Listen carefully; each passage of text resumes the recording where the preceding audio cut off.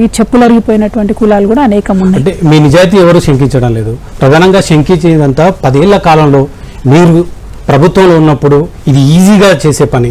అప్పుడు కేంద్రం మెడల్ వంచైనా చేయొచ్చు, లేదా రాష్ట్రంలో ప్రభుత్వంలో ఉన్నప్పుడైనా చేయొచ్చు. మీరు కీ రోల్ ప్లే చేశారు. ఒక ఎంపీగా, ఒక ఎమ్మెల్సీగా, కేసీఆర్ కుమార్తెగా మీకు అంత ధైర్యం ఉంటుండే, మీకు అంత స్కోప్ కూడా ఉంటుండే. కానీ అప్పుడు పోరాటం చేయకుండా మీరు 2006లో తెలంగాణ ఉద్యమంలోకి వచ్చారనుకుంటా. జాగృతి ఏర్పాటు చేశారు, బతుకమ్మని విస్తృతం చేశారు. ప్రధానంగా సంస్కృతి కాపాడాలి, తర్వాత జాగృతి కార్యక్రమాలు అన్నింటిని కూడా విస్తరించాలనేది వదిలేసి హఠాత్తుగా బీసీ ఉద్యమాన్ని తీసుకోవడం వెనుక ఒక వ్యూహం ఉంది. కవిత ఒక క్లీన్ ఇమేజ్ కోసం ట్రై చేస్తుంది. కవిత 6 నెలల పాటు జైల్లో ఉంది. ఆ క్లీన్ ఇమేజ్ కోసమే కవిత ఈ బీసీ ఉద్యమాన్ని ముందు పెట్టారనే ఆరోపణలకు మీరు ఏం సమాధానం చెప్తారు కవిత గారు? మంచి ప్రశ్న మీరు అడిగారు రమేష్ గారు. ప్రభుత్వంలో ఉన్నప్పుడు మా బాధ్యత ఏముంటుందంటే ఇంటర్నల్గా మాట్లాడి విషయాలను సాల్వ్ చేయాలి. ప్రభుత్వంలో 10 సంవత్సరాలు ఉన్నటువంటి కాలంలో ఇవాళ నేను అందరు బీసీ బిడ్డలకు కూడా అర్థం అవ్వాలని చెప్తా ఉన్నానండి. కేసీఆర్ గారు అనేకమైన కార్యక్రమాలు చేశారు బీసీలు బాగుండాలని. స్టార్టింగ్ ఫ్రమ్ బీసీలకు విద్య. అంతకుముందు 60 ఏళ్ళు ఉన్నటువంటి కాంగ్రెస్ కానీ 10-15 ఏళ్ళు ఉన్నటువంటి టీడీపీ కానీ చేయనటువంటివి బీసీల కోసం కాన్స్టిట్యున్సీకి ఒక గురుకుల పాఠశాల ఏర్పాటు చేయగలిగినామండి. అంటే విద్య లక్షలాది మంది బీసీలను మనం ముందుకు తీసుకొచ్చినాం.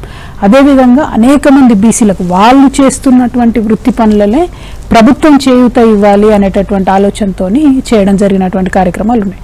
అంతేకాకుండా బీసీల ఆత్మగౌరవం కోసం హైదరాబాద్ మహానగరంలో బీసీ ఆత్మగౌరవ భవనాలు ఇవ్వాలనేటటువంటి ఉద్దేశంతో అనేక మందికి ఇచ్చిండ్రు.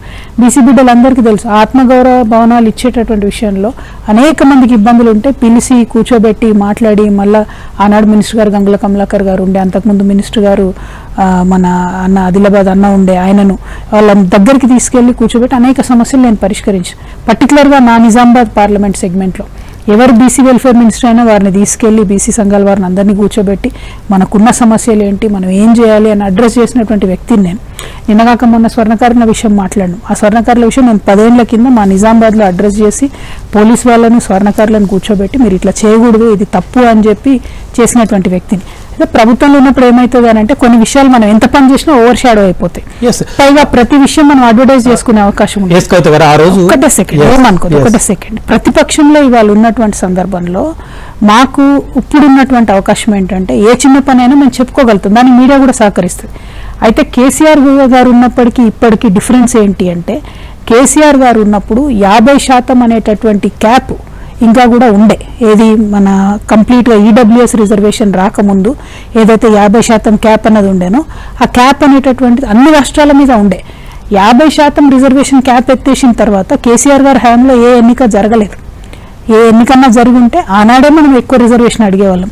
ఆ క్యాప్ ఎత్తేసే కన్నా ముందే ఎన్నికలు జరిగినాయి. దాంట్లో కేసీఆర్ గారు మాక్సిమం ట్రై చేసి బీసీలకు మాక్సిమం రిజర్వేషన్ ఇచ్చేటటువంటి ప్రయత్నం చేశారు. తెలంగాణ రాష్ట్రం ఏర్పడక ముందున్న 34% రిజర్వేషన్ ని మీరు చెప్పినట్టు 22.5కి కుదించారు.